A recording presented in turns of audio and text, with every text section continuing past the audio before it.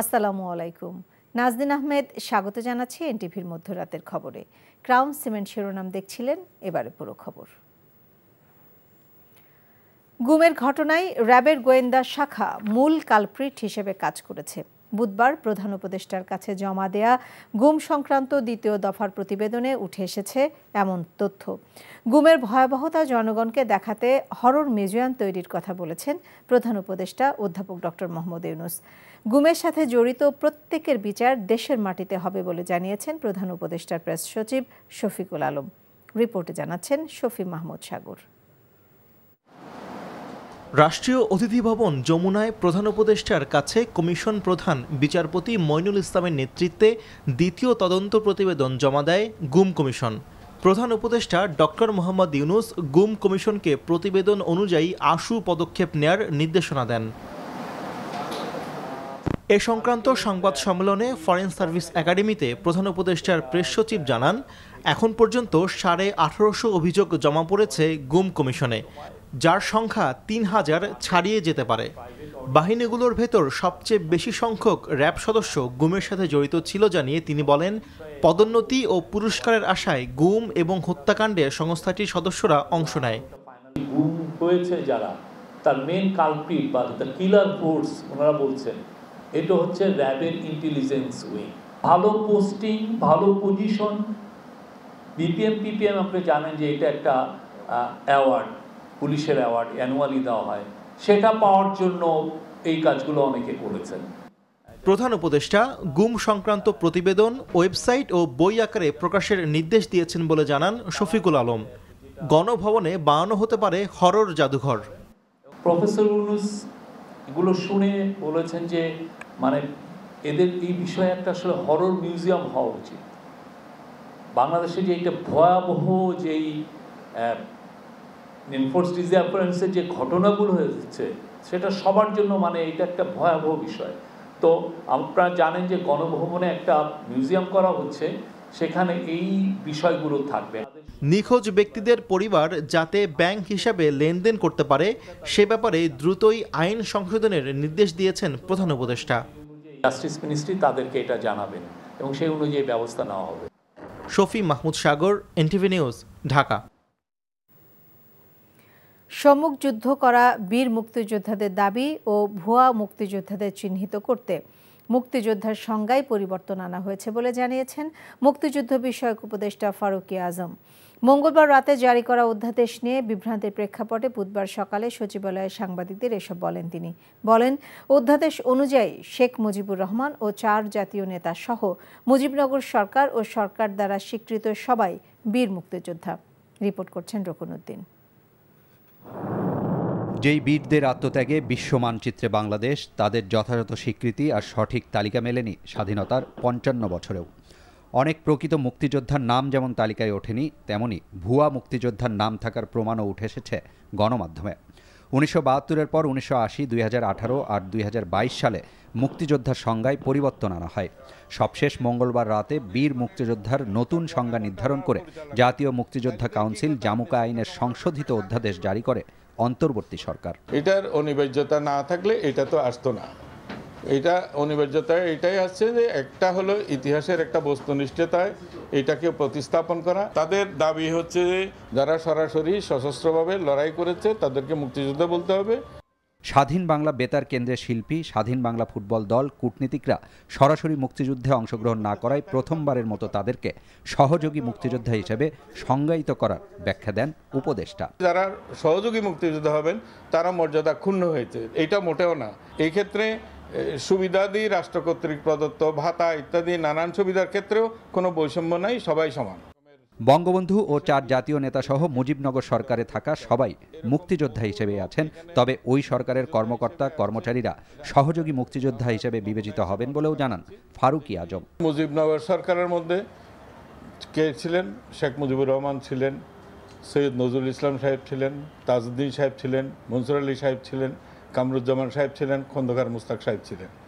এরা সবাই মুক্তিযোদ্ধা। এই যুদ্ধটা এই সরকারটা পরিচালনা করেছে। এই সরকারের লেজিটিমেসির বাইরে কাউকে স্বীকৃতি দেওয়া হয় নাই। মুক্তিযুদ্ধের তালিকা থেকে যতটা সম্ভব ভুয়া মুক্তিযোদ্ধাদের বাদ দেয়া হবে বলেও জানান উপদেষ্টা। যারা মুক্তিযুদ্ধ করে নাই তালিকায় যুক্ত হয়েছে তাদের থেকে নিষ্কৃতি পেতে চাই। একই বিষয়ে দুপুরে কথা বলেন প্রধান উপদেষ্টার উপপ্রেস সচিব।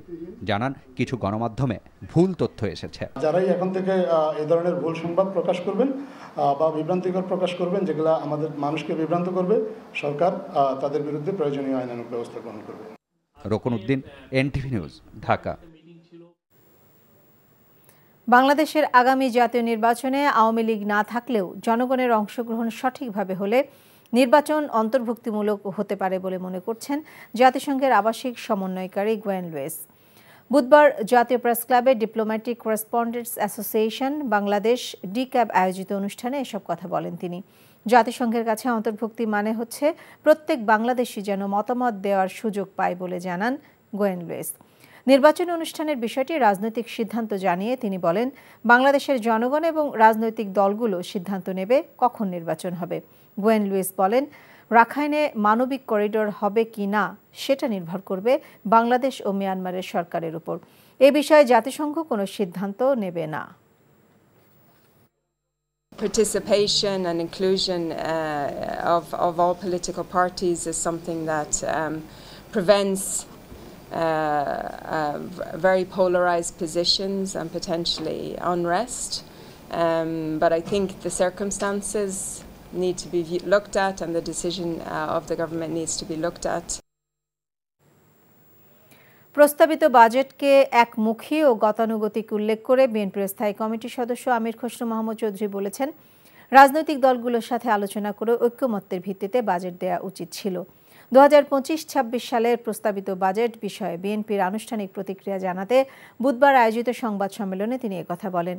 মূল্যস্ফীতি 6.5% নামিয়ে আনার যে লক্ষ্যমাত্রা অর্থ উপদেষ্টা নির্ধারণ করেছেন, সেটির পাশাপাশি প্রবৃদ্ধির লক্ষ্যমাত্রাকেও অবাস্তব বলে আখ্যা দেন আমির খসরু। শিক্ষা, স্বাস্থ্য ও কৃষিতে বরাদ্দ কমানো জনগণের সেবা পাওয়ার অধিকারকে ব্যাপকভাবে খর্ব করবে বলেও মন্তব্য করেন তিনি। কালো টাকা সাদা করার সুযোগ দেয়া নিয়মিত করদাতাদের সাথে বৈষম্য বলে উল্লেখ করেন বিএনপির এই নেতা। আমরা প্রত্যাশা করেছিলাম অন্তর্বর্তীকালীন সরকার আন্দোলনকারী রাজনৈতিক দলের সাথে আলোচনা করে ন্যূনতম জাতীয় ঐক্যমত্য স্থাপনের মাধ্যমে বাজেট প্রণয়ন করবে, যেহেতু সংসদ নাই, নির্বাচিত সরকার নাই। কিন্তু সেই সুযোগটি কাজে লাগানো হয়নি। বাজেট প্রণয়ন একমুখী, অংশগ্রহণহীন ও গতানুগতিক ধারার হতো নতুন চিন্তার প্রতিফলন ঘটত। বর্তমানের বিশেষ পরিস্থিতিতে এই সংলাপ আরও জরুরি ছিল। জাতীয় নাগরিক পার্টির আর্থিক স্বচ্ছতা ও জবাবদিহিতা নিশ্চিত করা হবে বলে জানিয়েছেন এনসিপির আহ্বায়ক নাহিদ ইসলাম। ব্যক্তি পর্যায়ে অনুদান না দিয়ে সরাসরি ওয়েবসাইটের সহযোগিতায় মোবাইল ব্যাংকিং ও ব্যাংকিংয়ের মাধ্যমে অনুদান দেওয়ার আহ্বান জানান তিনি।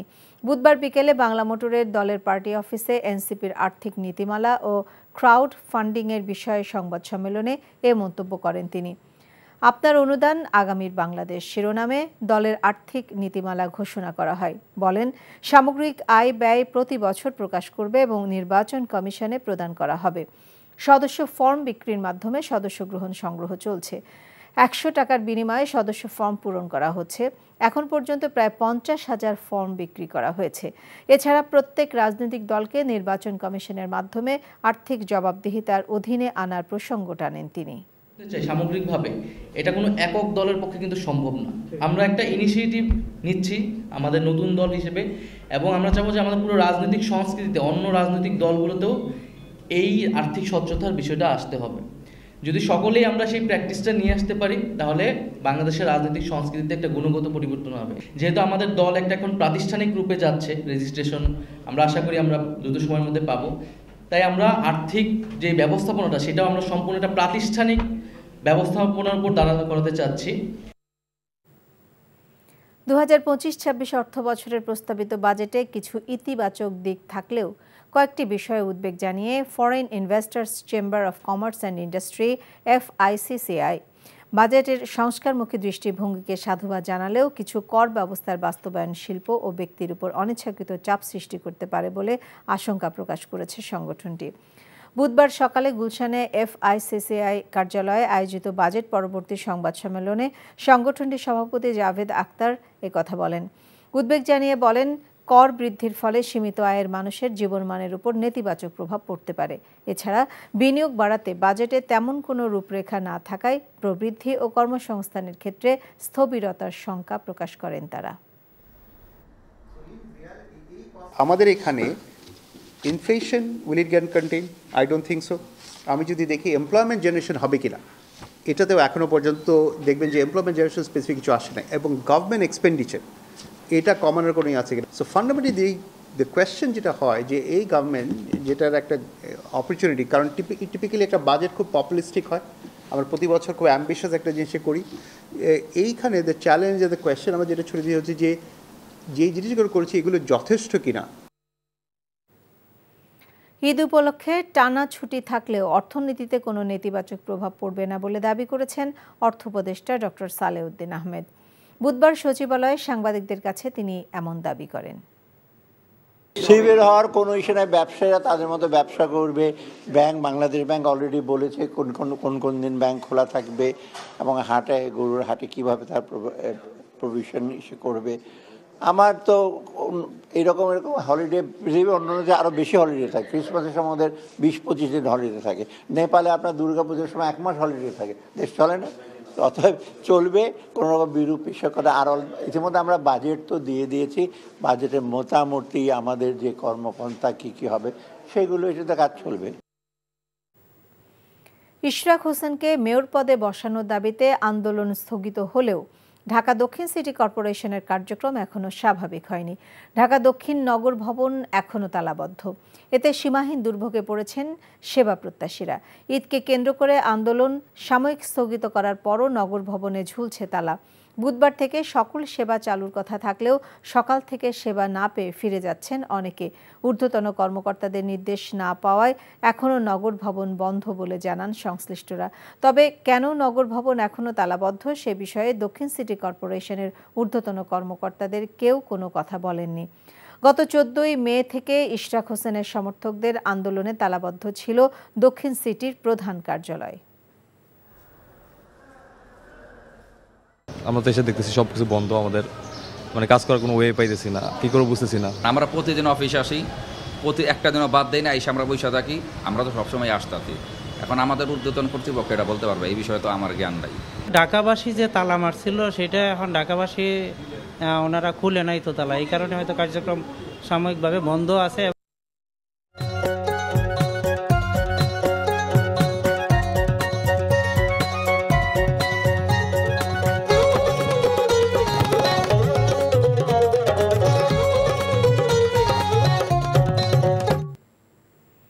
কনকভ ফ্রেশ প্রেজেন্টস কোরবানি পশুর হাটের খবর। জমে উঠছে রাজধানীর কোরবানির পশুর হাট।